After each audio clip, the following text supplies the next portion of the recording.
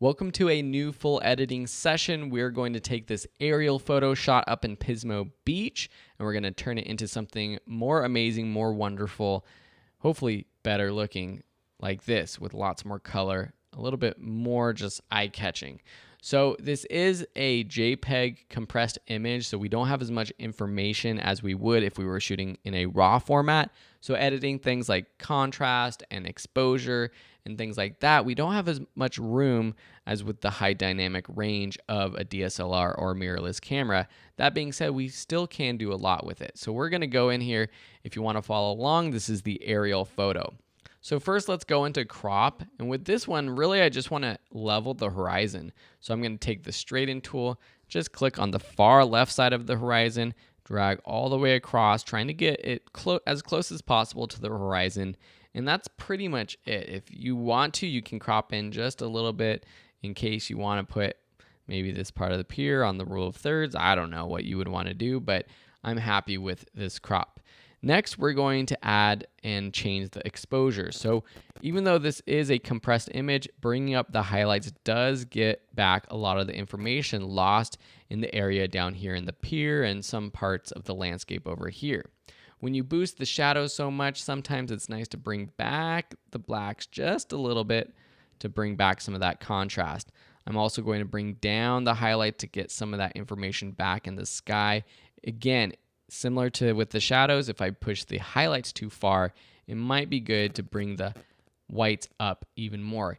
Even though that means we are losing some information by completely overexposing, I'm actually okay with that because it looks a little bit more natural. In terms of clarity, I'm going to push this a little bit, just slightly. If I go too far, it starts to look like an HDR photo, which I don't want for this photo. You might like that though, so that's one way you can do that. With dehaze, pushing dehaze will get some color and information back, but this photo is pretty detailed already, so I'm going to leave it as is. With vibrance and saturation, we can boost the vibrance just a little bit, but I'm going to do a lot of the color editing with graduated filters in just a second. Skipping tone curve, I might add a little bit of contrast at the very end. I'm going to go straight down to the detail panel.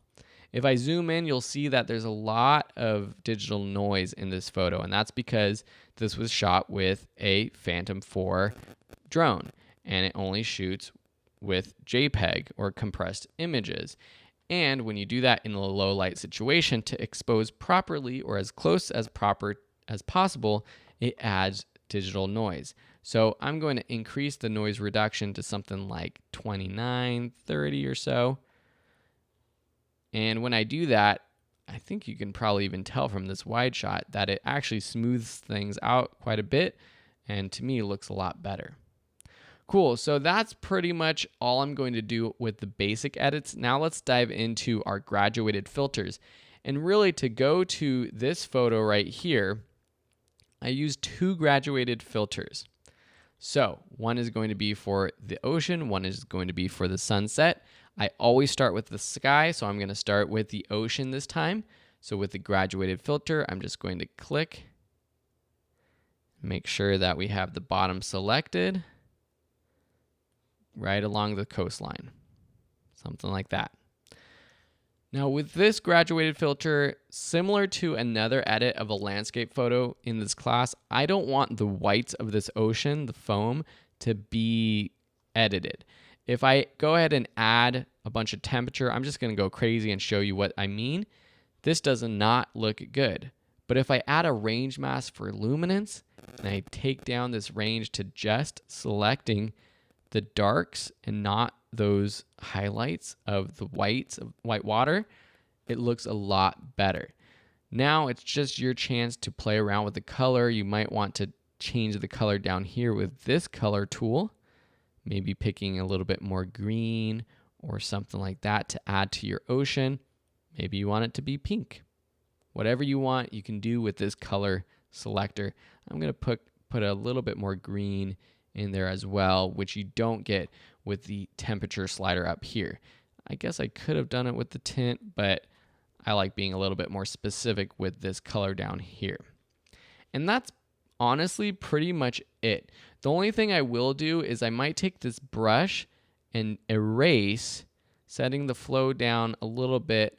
And I'm going to erase parts of the pier because down here in the pier, I don't want to add so much of the blue because the pier down here is in the shadows. So when I add that color, it makes it look a little bit unnatural. So I'm just painting over the pier like so. This is something that if I was really editing this photo to like print or post online or something like that, and I wasn't trying to rush through it for a tutorial, I might actually go in and really zoom in and get the details like so. All right, so if I turn this on and off, you can see what this is doing to the ocean, which is pretty darn cool. Now I'm just going to click the new button down there, or up there in the top right, and click and drag to create another graduated filter for the sky and the landscape up above. This was shot right at sunrise, so we got that nice golden hour light shining over this landscape. I want to make it even more gold.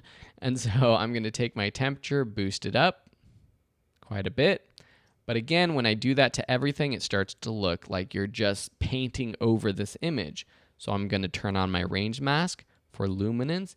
And in contrast to what I did with the ocean, I'm going to just select the highlights. So we're not getting all of the darks in this image up here or in the landscape. Something like that. Maybe I boosted the orange just a little bit too much. And I also might erase part of the sky over here. So I'm going to take my brush, erase, make it super big, and just erase parts of the sky up there. So we still have the blue in the sky over on that side. I like that gradient better.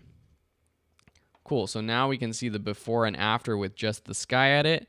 Just adds a little bit of warmth. It's not too crazy, but I think it makes it pop just a little bit more. All right, so let's click done. Whenever I do this, at the end, I kind of look at the overall exposure again.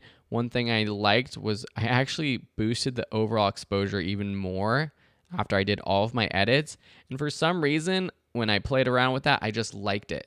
So this is just me, not necessarily what you want to do, because you do push this histogram up into the whites and the highlights, and a lot of it starts to get overexposed. But I actually like that a little bit better, boosting my shadows even more, maybe bringing my blacks even up. Now, if you don't like that, or if you push it that far, but you're like, oh, I need a little bit more contrast, you can easily go down to the tone curve, drop down my point curve, and add a medium contrast curve, which adds back some of that contrast right away. So, as always, I like to actually check the edit that I did before and now after. Interesting. When I did it before, I added a lot more clarity, which was not something that I thought I was going to do. But hey, I like this new version too.